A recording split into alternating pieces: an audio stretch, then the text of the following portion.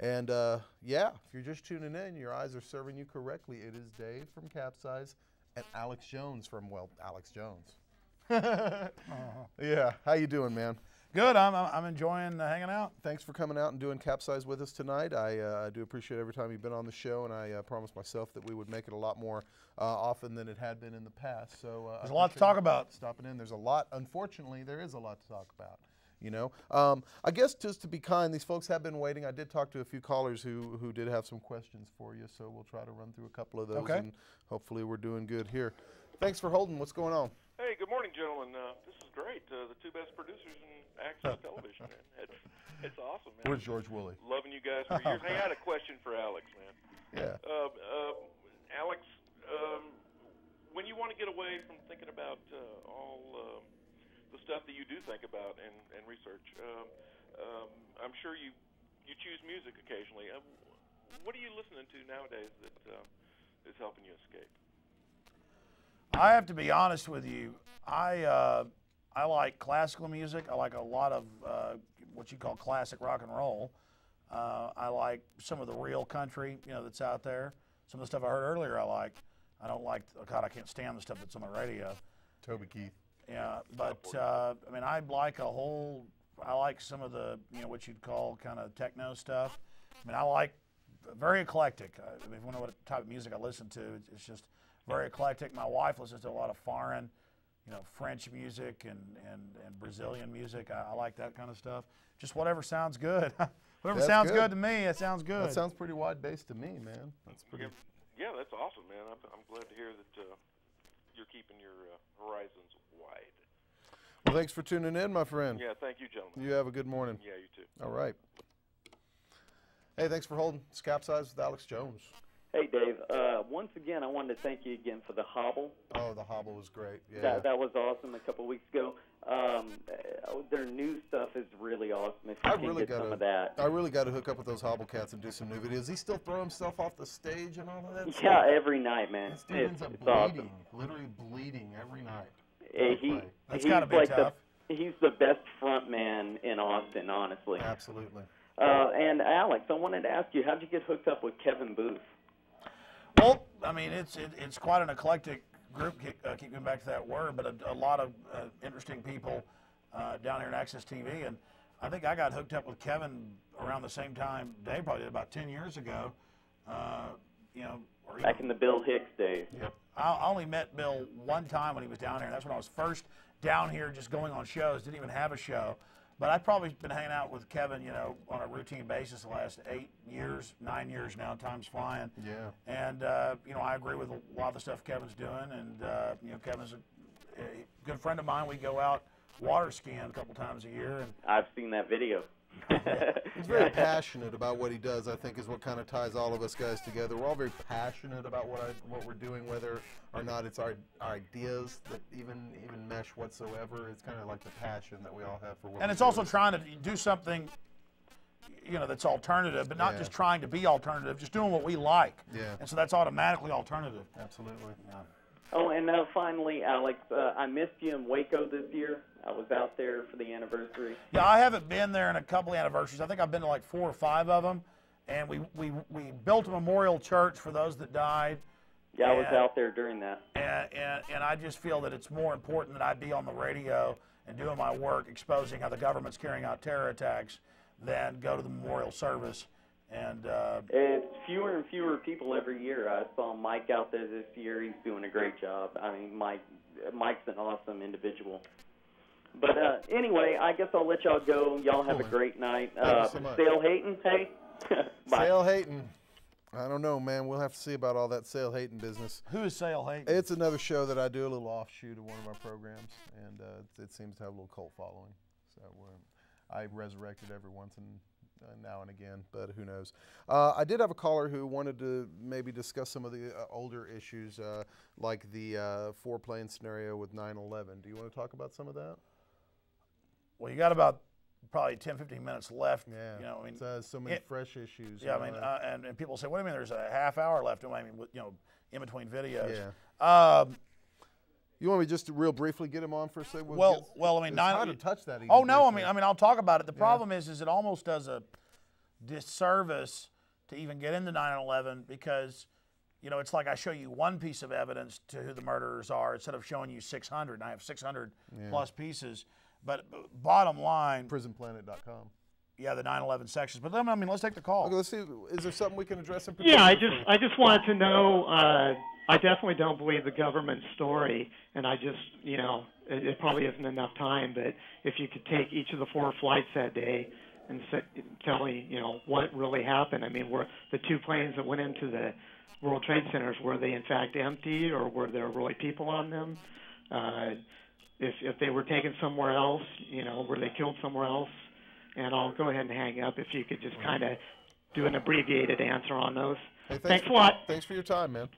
Sure. I mean, this question, just so folks know where I'm coming from, I've made 2 videos, written a book, published a book, and, you know, there's countless other books and films that do a good job that we focus on just to tell different sections of this. I mean, it's like, again, you go to some mass murderer's house in the woods, and there's 50 bodies out there, and then somebody says, in 2 minutes, tell me about the murders, tell me about how this happened, give me your evidence to the jury out there. But I think the way you opened your statement is key. Yeah. That I don't believe the government story. You know, it just isn't right, it doesn't make sense. A good place for you to start is with Payne Stewart, the golfer. Remember Payne Stewart in '99?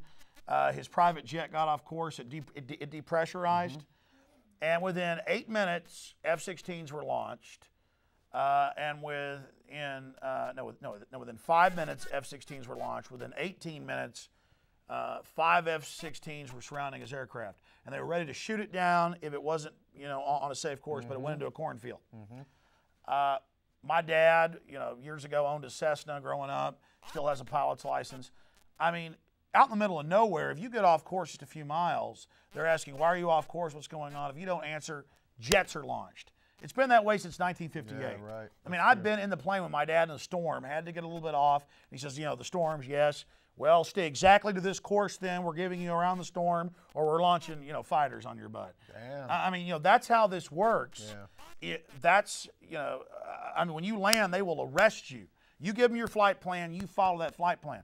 But the most controlled airspace in the world, the eastern seaboard, 4 planes out there for 1 hour and 25 minutes, flying around, the FAA, transponders off. They now admit the supposed hijackers, you know, saying stuff to the towers. And the government then said, oh, we shredded all the tower tapes. And then we have maneuvers, and I've interviewed probably 15 different former and current airline pilots and people who are like, our guys can't do those maneuvers. And since the 40s, they've been able to remote control planes. Joe Kennedy, JFK's big brother, who Daddy Kennedy, Joseph Kennedy, Sr., wanted to be president. He died in a mission over Germany in a P-38 Lightning, piloting in 3 B-23s loaded with explosives. He had the radio controls and got shot down by a Focke-Wulf, a German. And he was flying in his P-38, you know, flying 3 other planes that were radio controlled. So and that was in 43. It's that old, you know. They can have a jet take off and refuel by remote control, and you know, from LA, and this was done 15 years ago, and land with a perfect landing, better than a pilot in Sydney, Australia. That's crazy. So they have all that, and obviously they did that. I mean, how do we know this? 9 of the hijackers are still alive. The others were trained at U.S. military bases, MSNBC, Pensacola News Journal. They had their houses, their cars, their credit cards paid for by the FBI. They all pop up alive again. What about the families on the cell phones, you know? Well, I mean, you can go watch Forrest Gump shake hands with Kennedy in Forrest Gump. You know, The Running Man, Who Loves You and Who Do You Love? Mad Dog Ben Richards. We're going to show you a video of him killing these 40 people. Didn't happen. That's old technology. And, you know, these little fragment calls from cell phones, all I know is that their official story is the equivalent of saying fire ants in my backyard are going to build a spaceship and fly to the moon tomorrow. I mean, it is the wildest conspiracy theory to believe the official story. We have a government that says that they didn't have any prior knowledge, but the White House called Mayor Willie Brown of San Francisco, said don't fly to New York tomorrow. That's San Francisco Chronicle, Associated Press. We have MSNBC where the Joint Chiefs of Staff, September 11th, we're going before they got the story straight. We got a call not to fly to New York that day for a meeting. Man, boy. And then, oh no, you never heard that. And again, I've gone through like 5 points of 600. There really are 600 plus. Yep. And we now have the government. 600 points of light. Yeah, that's what Bush likes to talk about. I mean, it's all there, and it's huge. And then you look at the motive, and then Bush had this PNAC group, this public policy group calling for terror attacks to help us get behind a war for global domination years before 9/11. And it just goes, Dave, it goes on and on. It's insane. It's totally insane, man. So yeah, it's quite frightening that there's all that. So all the things you've been dealing with in the past, whether it be your driver's license and a thumbprint to personal rights to local people trying to live their lives in their own home and be invaded by the local government. I mean, now, how do you even focus your passion, you know? Well, that's it. I mean, look, in hindsight, the LBJ Presidential Library, what, 4 miles from here, 3 miles from here? Yeah. Not even that. 7 months ago, they released the LBJ tape where he goes, Gulf of Tonkin never happened, it was a staged deal. At least LBJ just acted like a ship got attacked and somebody got killed. They didn't actually do it. But people deny that all these years when the officers on the ships came back and gave TV interviews, said it never happened. And 58,000 Americans, though, died because of that lie. And then we have Operation Northwoods. This is one of the biggest pieces of evidence. The official U.S. government plan to have military people in plain clothes act like they board airplanes. This is declassified public. Act like they board airplanes, then have those covertly land, and then have drones crash and blame it on foreign enemies at that time to have a war with the Soviet Union. Now, that's a declassified document.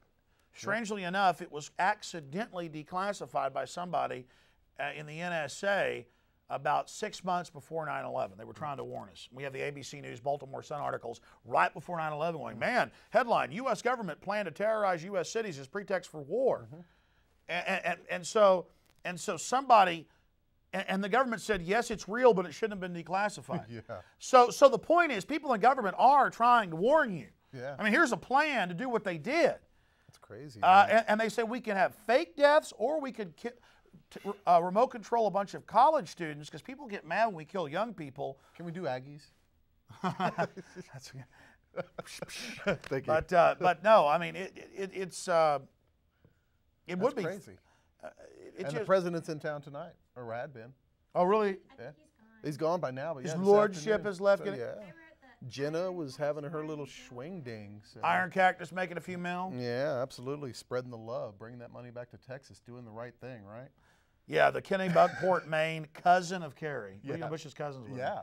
Skull and Bones coffin maids. It's all staged. That's crazy.